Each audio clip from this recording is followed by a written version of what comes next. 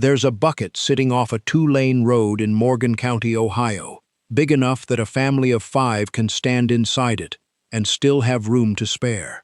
Tourists climb into it for photographs. Kids run their hands along the rivets, tracing seams in steel that hasn't moved an inch in decades. It looks like a piece of sculpture somebody dropped in a field on purpose. It is not sculpture. It is the last surviving piece of a 27 million pound machine that used to tear the state of Ohio open for a living. They called it Big Musky. For 22 years it was the largest machine that had ever moved across dry land. Not the largest machine of its kind. The largest machine, period. Bigger than anything with wheels or legs or treads that a human being had ever built to walk under its own power. Only ships got bigger, and ships float. Big Musky carried its own weight on steel shoes and dragged itself across the hills of southeastern Ohio, one lumbering step at a time. And everywhere it stepped, the ground underneath stopped looking like it used to. So how does something built at that scale, something engineers were nervous about just putting on paper, end up gone inside 30 years? And what does it actually cost, in more than money, to stand next to something that size while it works? Because nothing that heavy, that violent, that constantly in motion ever let the men working around it forget it could kill them without ever meaning to. Keep that in mind. It's going to matter. Here's what should stop you cold.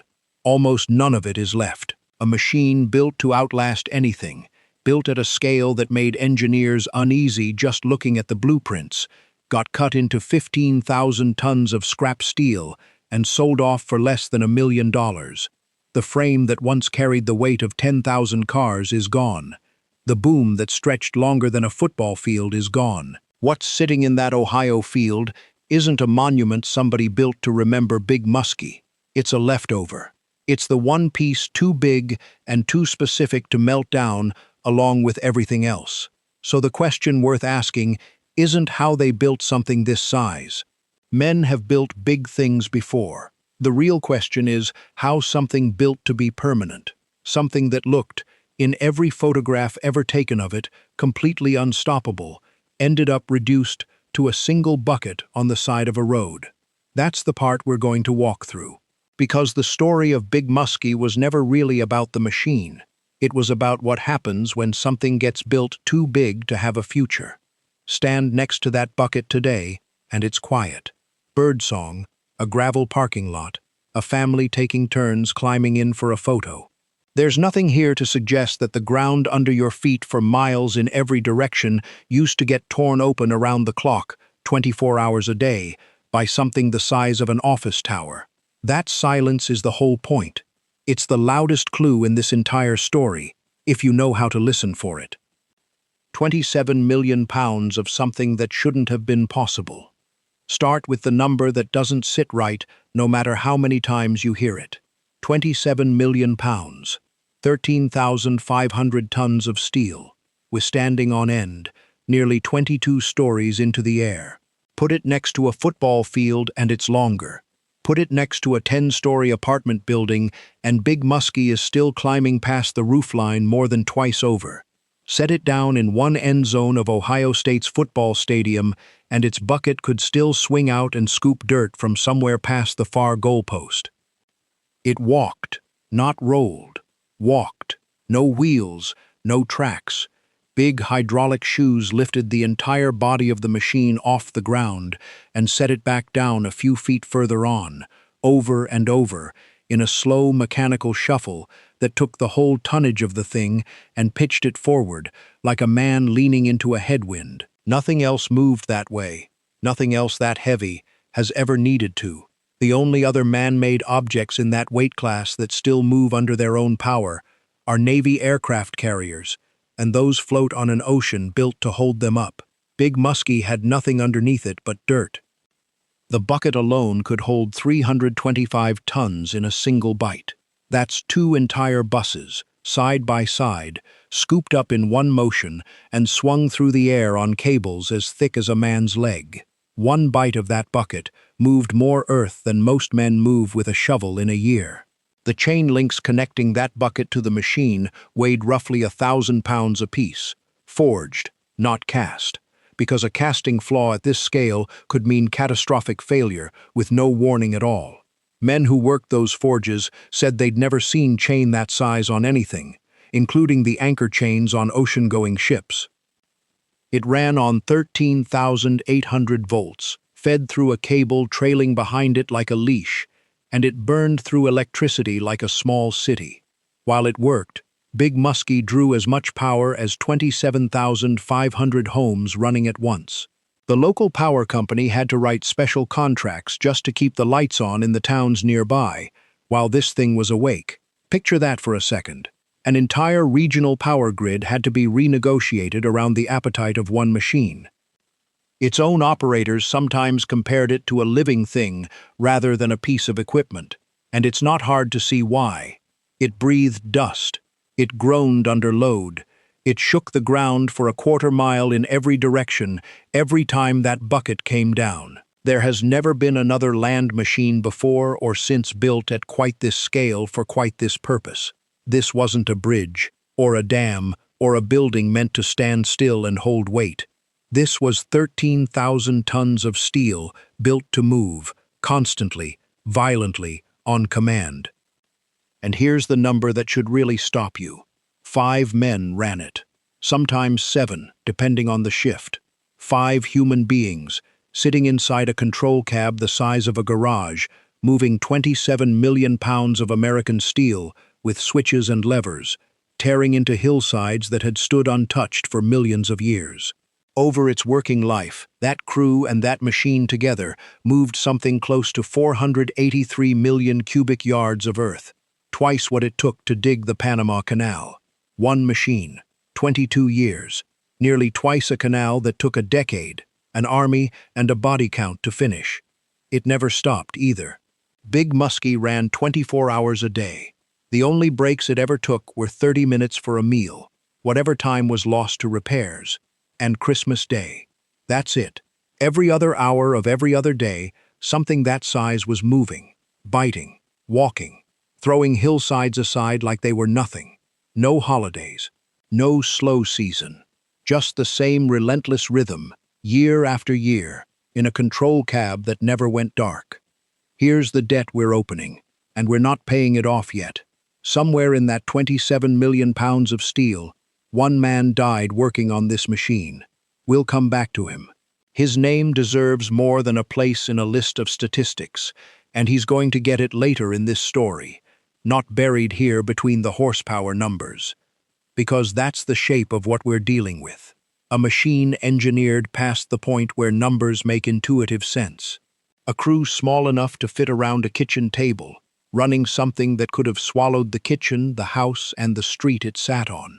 And an ending, we'll get to the ending, that doesn't match the scale of anything that came before it.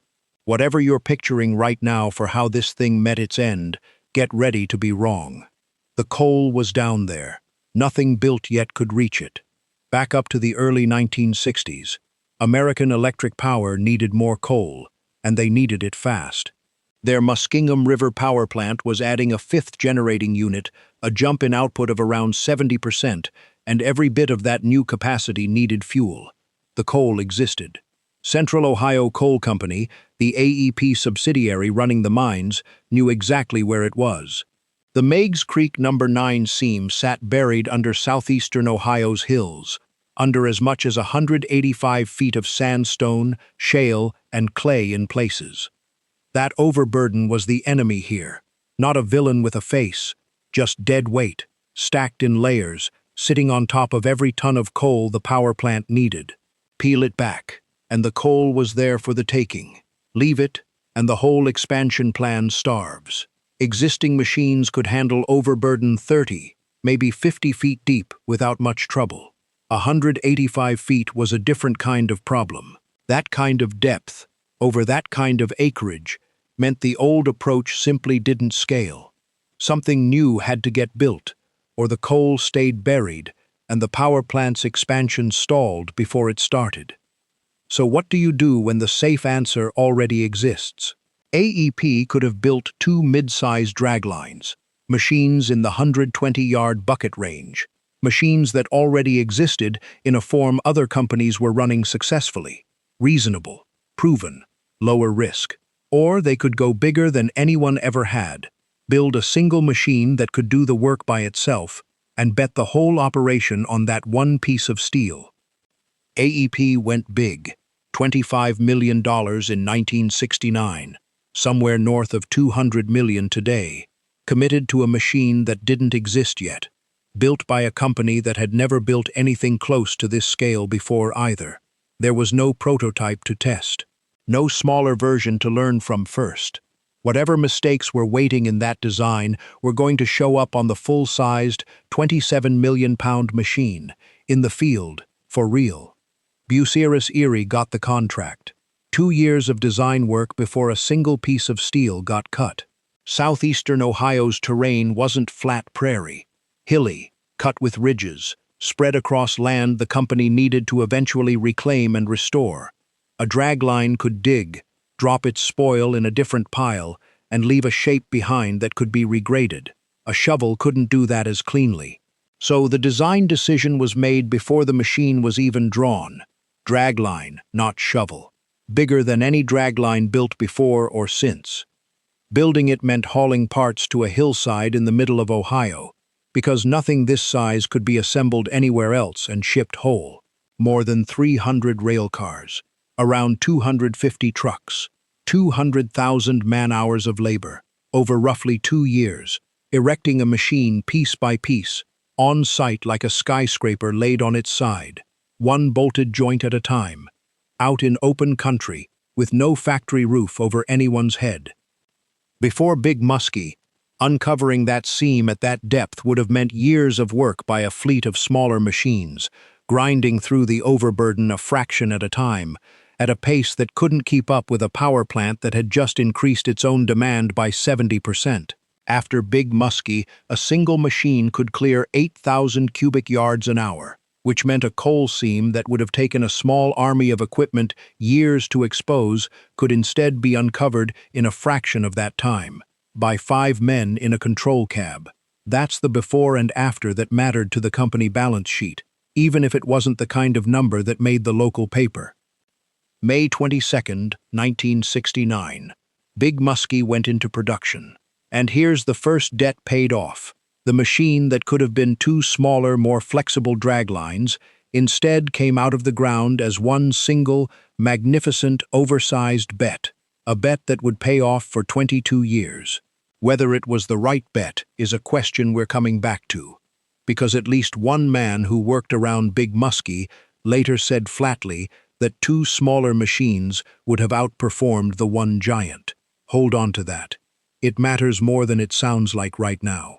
For the moment, the bet worked, and it worked in a way nobody could ignore. Coal that had sat untouched under 185 feet of rock for millions of years came out of the ground on a schedule that made the whole power plant expansion possible. The overburden that had trapped that coal didn't stand a chance against something built at this scale. But building something this big wasn't the hard part. Running it was.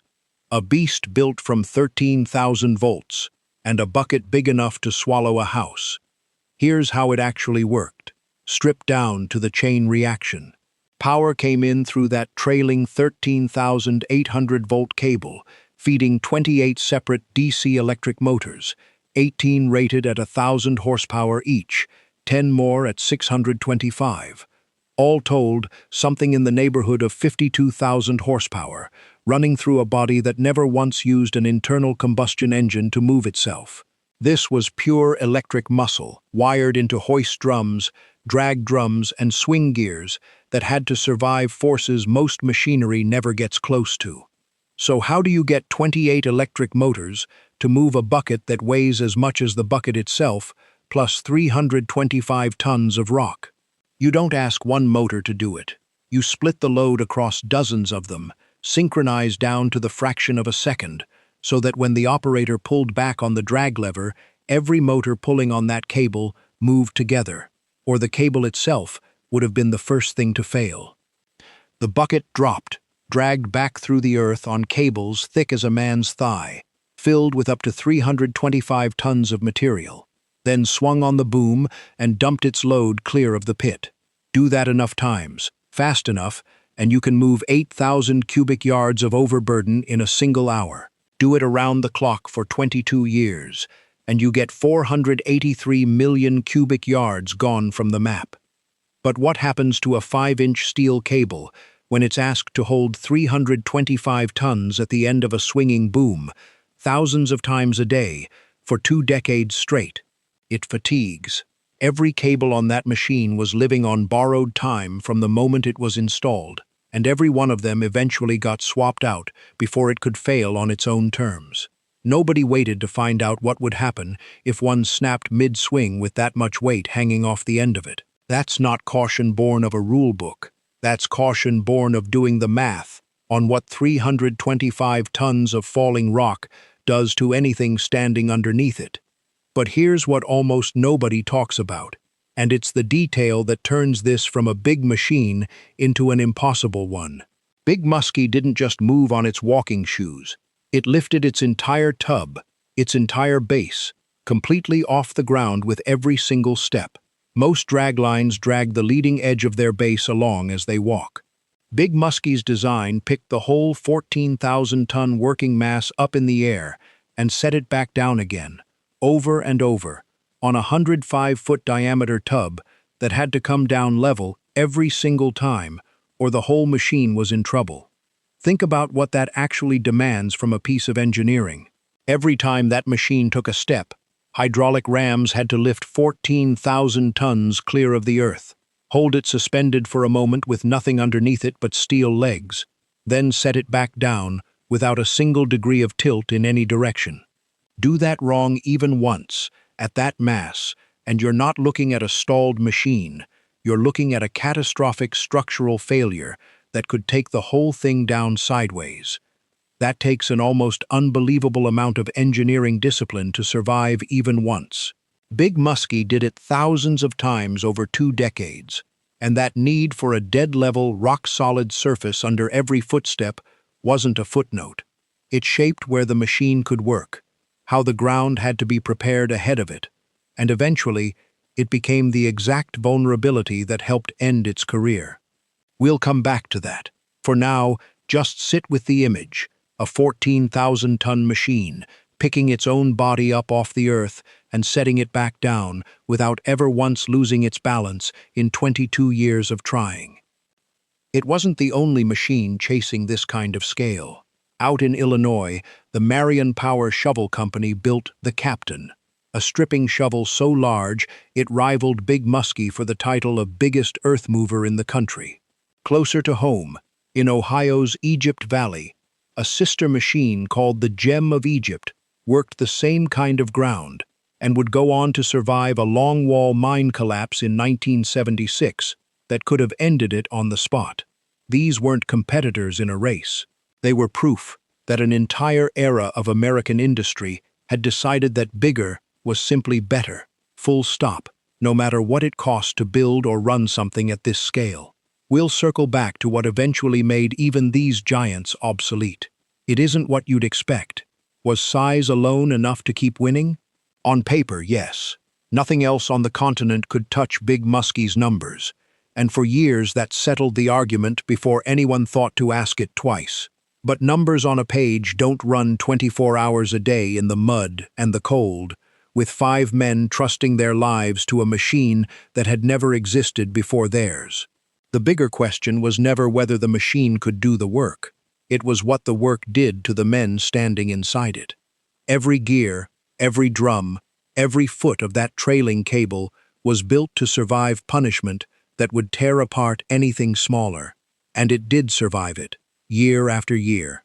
But surviving punishment and surviving forever are 2 different things, and Big Musky's design had already planted the seed of its own ending before it ever dug its first bucketful of Ohio dirt.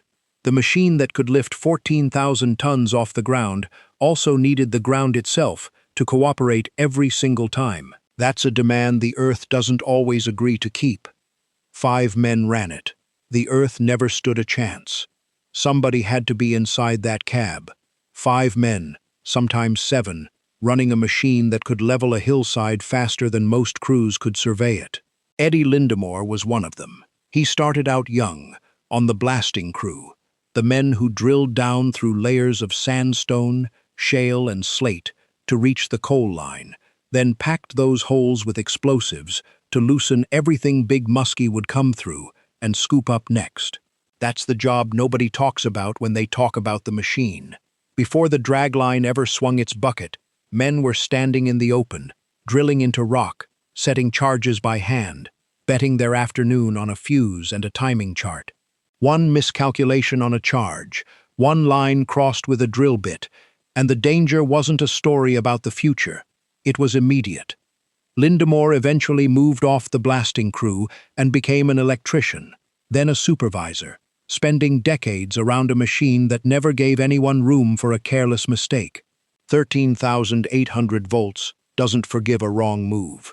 A 5-inch cable under load doesn't forgive a wrong move. A bucket that can swallow 325 tons in one bite has no idea and no way of knowing whether a man is standing in the wrong place when it comes down.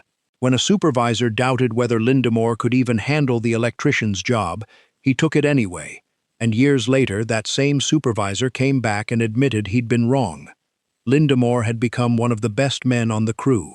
That's the kind of trust this machine demanded. Nobody unqualified got a second chance to make a first mistake. So what did it actually take to earn a place inside that cab? Years, mostly. Years of proving you wouldn't panic, wouldn't guess, wouldn't reach for the wrong lever when something felt off. But trust built over years could still run out in a single second, because the danger here never clocked out. It didn't matter how many shifts a man had logged without incident. The bigger question waiting behind every one of those shifts was simple. What happened the one time the machine, or the ground, or a man's own body didn't cooperate? The machine ran 24 hours a day, every day, stopping only for 30-minute meals, for repairs, and for Christmas. Crews rotated through nights especially hard, because electricity was cheaper after dark, and every hour Big Musky sat idle was an hour of profit the company wasn't making on a $25 million investment. So men worked graveyard shifts around a machine with no seatbelts for the earth it was tearing into, no margin for a foggy head at 4 in the morning, nothing standing between a moment of bad judgment and 13,000 tons of moving steel. Dust from the blasting hung in the air on some shifts. Diesel support equipment idled nearby. The noise of hydraulic rams lifting a 14,000-ton tub off the ground never fully stopped, even at 3 in the morning, even when the rest of the county was asleep. But what happens when something built at this scale needs a part nobody else on Earth has ever needed to make? That was maintenance, its own kind of danger, quieter but constant. As the years wore on, parts that had been custom forged for this one machine, the only Bucyrus Erie 4250W ever built, became harder and harder to source. Nobody was casting spares for a machine nobody else owned. Every failure meant improvising, fabricating, or waiting, and waiting cost money the company measured in tens of thousands of dollars an hour. A crew member climbing into the guts of that machine to chase down a fault wasn't working on some off-the-shelf excavator with a parts catalog. He was working on a one-of-one, with nothing to compare it to and no manual written for the exact failure in front of him. But the danger nobody could design their way around was proximity. This was a machine large enough that the men working near it were, in a very real sense, working next to something with the mass of a small building that was also constantly in motion, swinging, dropping, dragging, walking. Big Musky needed a road wider than an 8-lane highway just to relocate itself between digging positions, and every foot of that road had to be built and maintained by men standing on ground that a 14,000-ton machine was about to walk across. Get the grade wrong under one of those hydraulic shoes, and you weren't looking at a fender bender. You were looking at tens of millions of dollars of steel, finding out the hard way that the ground underneath it couldn't hold. There was no such thing as a routine day around this machine, even for the men who'd worked it for years. A shift could start with a smooth 8 hours of steady digging and end with an emergency call to the electrical room because a motor had thrown a fault at 2 in the morning and somebody had to go find it, inside a machine with 13,800 volts running through parts of it. In the dark, with a flashlight and a wiring diagram nobody else in the country had ever needed to read. Not every family that lived near the Muskingum mine came out on the winning side of this arrangement either. Chuck Spillman was an old farmer whose land eventually disappeared under the mine's expansion, and years later, when people asked him how he felt watching a piece of his family's history get swallowed by the operation, he put it about as plainly as it can be put: you hated to see it come, and you hated to see it go. That's the whole relationship between southeastern Ohio and this machine. In one sentence, it took the land. It gave men work. Both of those things were true at once, for 22 years straight. And one of those men never made it home. His name was Charles Mitchell. He was 26 years old, and he worked on Big Musky, and he died working on Big Musky. The record that survives doesn't spell out the circumstances, and we're not going to invent them here. What's left, decades later, is a cousin, Martha Bradley Maxwell, driving up from Texas just to stand underneath that surviving bucket and put her hand against the steel, because it's the closest she can get to the place where she lost him. That's not a statistic. That's a 26-year-old man who went to work on the biggest machine in the world and didn't come home from it. Keep him in mind. Everything about to happen to this machine happened to something a man like Charles Mitchell gave his life around. Because a machine this size, running this constantly, with this little margin for error, was never going to run forever without a reckoning. And the reckoning that finally came for Big Musky wasn't an explosion or a collapse. It was slower than that, and in its own way, colder. The same size that made it a legend is what killed it. Here's the twist almost nobody sees coming, because it isn't a disaster. It's a design flaw, hiding in plain sight since the day the machine was built, finally catching up with it. Remember that walking mechanism, the one that lifted the entire 14,000-ton tub off the ground with every step, instead of just dragging the front edge the way smaller draglines did. That design demanded flat, stable, undisturbed ground under every single footfall, which meant Big Musky could not walk across cast-blasted material, ground that had already been loosened and piled by explosive charges. Other, smaller machines could work rougher terrain without missing a beat. Big Musky needed the ground prepared for it, every time, without exception. That single limitation, engineered into the machine from its very first blueprint, quietly cost the company flexibility for over 2 decades. Every time the mining plan called for working a section that hadn't been perfectly prepped in advance, Big Musky simply couldn't go there. Smaller machines picked up the slack, working ground the giant physically couldn't touch. And the man who mentioned it years later, an old hand who'd watched the machine work firsthand, put it about as bluntly as it gets. 2 smaller draglines, in the 120-yard range, would likely have outperformed the one giant. Too much downtime, too much maintenance, all that scale, and in practical terms, it may have cost the company more than it saved.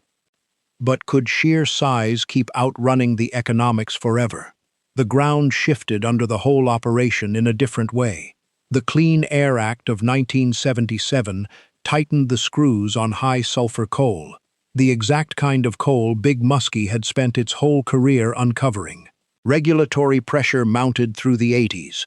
Public opposition to strip mining in Ohio grew louder with every passing year, as communities watched hillsides that had stood for millions of years disappear one 325-ton bite at a time. And then the Clean Air Act amendments of 1990 landed like a final verdict. Demand for high-sulfur coal collapsed, and the economics that had justified running a 27-million-pound machine simply stopped adding up. Layer that regulatory pressure on top of the design limitation, and you can watch the staircase form in real time. First, a machine that could only work perfectly prepared ground, losing flexibility every single year to smaller competitors that could go anywhere. Then, a law that gutted demand for the exact coal it existed to uncover. Then, a public turning against strip mining altogether, in the very county that had once welcomed this machine as a source of jobs and pride.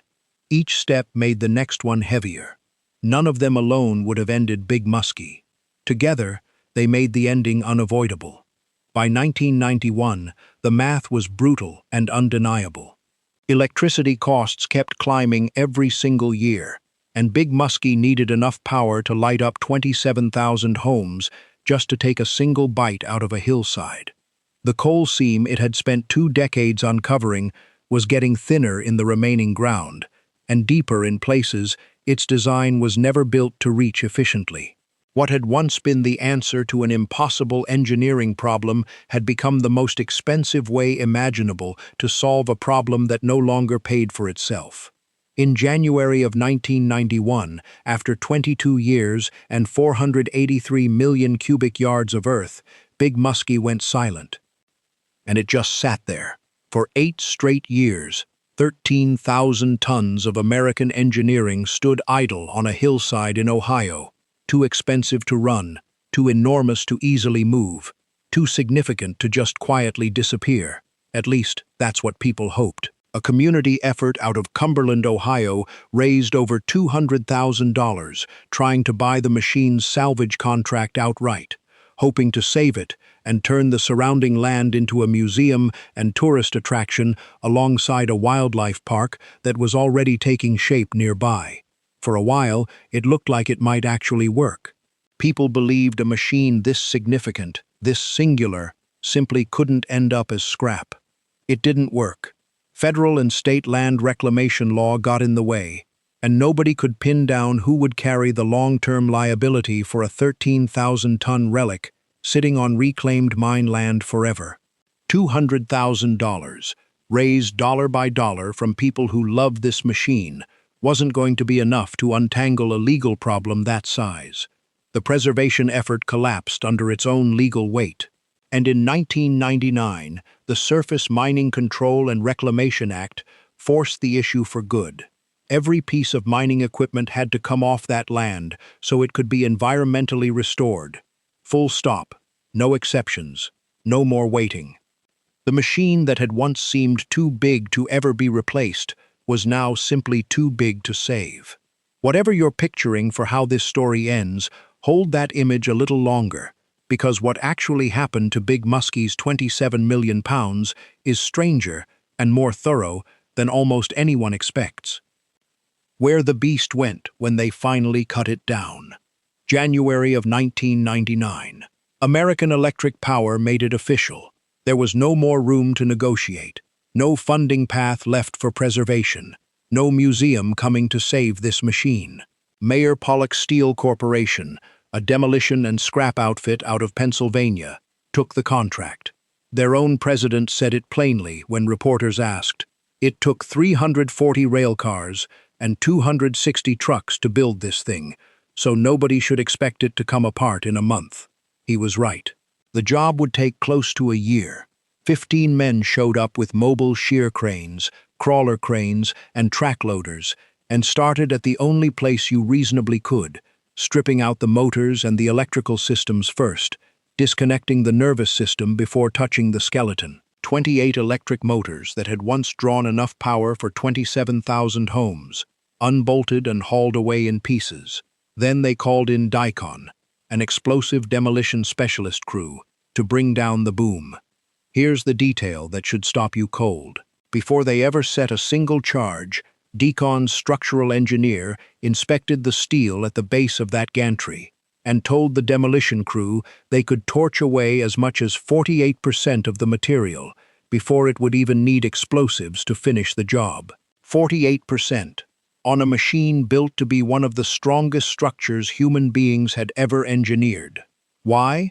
Because 2 decades of relentless 24-hour-a-day operation had worked that steel so hard it had gone weak and brittle at the joints. The demolition crew played it safe and cut away 30% instead. Then, on May 20, 1999, they set 20 pounds of explosive, against those weakened 5-inch steel cables holding up a boom longer than a football field. The blast lasted 6 seconds. The 310-foot boom that had swung 325 tons of earth through the air for 22 years came down in under 15. A machine that had spent its entire working life defying gravity by lifting its own 14,000-ton body off the ground, hit the earth all at once, in a single collapse, and didn't get back up. Photographers who'd shown up to document it said afterward it was the kind of thing that felt both beautiful and wrong to watch at the same time. Something that big shouldn't fall that fast. That was just the beginning of the end, not the whole thing. Over the following months, crews worked through the remaining superstructure with oxyacetylene torches, mechanical shears, and cranes, section by section, cutting a machine that had once seemed permanent down into pieces small enough to load onto trucks.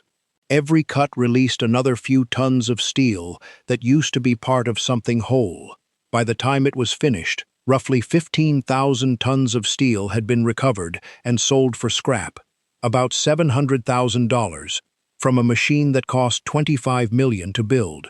The math on that alone tells you something about what happens to even the mightiest industrial achievement once its purpose runs out.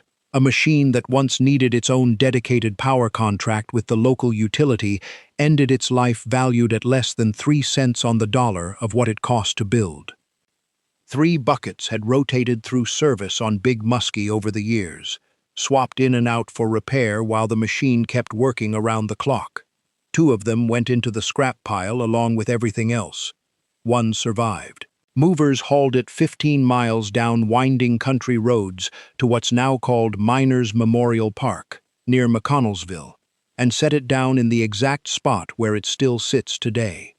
That's the answer to the mystery we opened this whole story with. That bucket isn't rusting away, forgotten in some abandoned field nobody visits, but it isn't a trophy either. It's the one deliberately spared fragment of something the state of Ohio, and the company that built it, ultimately decided wasn't worth saving in full. 27 million pounds of American engineering, and in the end, they kept the part that would fit in a park. Weathered by more than 25 years of Ohio winters out in the open, its paint long faded, its steel carrying the same kind of scars every outdoor monument eventually wears. That bucket is the closest thing left standing to proof that any of this ever happened. The land itself tells its own version of this story. Central Ohio Coal planted more than 30 million tree seedlings across the ground Big Musky once tore open, reclaiming roughly 10,000 acres into what's now called the Wilds, a wildlife conservation park where rhinos, giraffes, and wild horses now graze across hillsides that used to get peeled open one 325-ton bite at a time. That's the machine's real then and now, not decay, reversal. The same ground it once ripped apart now carries species from 3 different continents, grazing quietly over what's buried underneath. And that competition we mentioned earlier, the German bucket wheel excavators, the Bagger 288 and Bagger 293 families. Those machines eventually made giant draglines like Big Musky obsolete entirely, capable of moving more than twice the overburden per day at a fraction of the power draw. Big Musky wasn't beaten by a rival. It was made unnecessary by the next generation of scale, the same way it had once made everything before it look small. Somewhere in Germany right now, something even bigger than Big Musky is doing exactly what Big Musky used to do, and someday it will end up exactly the same way. Today, people drive out along Ohio State Route 78 specifically to see that bucket. They climb inside it. They take pictures with their kids, standing where 325 tons of Ohio hillside used to sit for half a second before getting swung through the air and dumped. A historical marker went up recently, honoring the machine and the men who ran it, including a wall of honor listing the names of everyone who worked for the company across its history. Charles Mitchell's name somewhere among them, 26 years old, remembered now by strangers who read a plaque, and by one cousin who still drives up from Texas. Eddie Lindemore is close to 90 years old now, and he still keeps newspaper clippings and old black and white photographs of himself standing inside a machine most people who see the pictures can't believe was ever real. He watched Big Musky get built, worked inside it for decades, and lived long enough to watch strangers take selfies with the only piece of it that survived. That's not a sad ending. That's just what happens to machines, eventually, no matter how big they get built. Ask around Morgan County, and you'll still find people who remember exactly where they were the day the boom came down. Some of them call it the saddest thing they've ever watched happen to a piece of steel. Others call it the only sensible ending for a machine that had already outlived its purpose by nearly a decade. Both of those reactions are true at the same time. The same way loving the machine and losing your family's land to it were both true for the same person. This story never asked anyone to pick just one feeling and stick with it. 27 million pounds of American ambition, cut down to 15,000 tons of scrap, and one surviving bucket, sitting quietly in an Ohio field. They don't build machines like that anymore.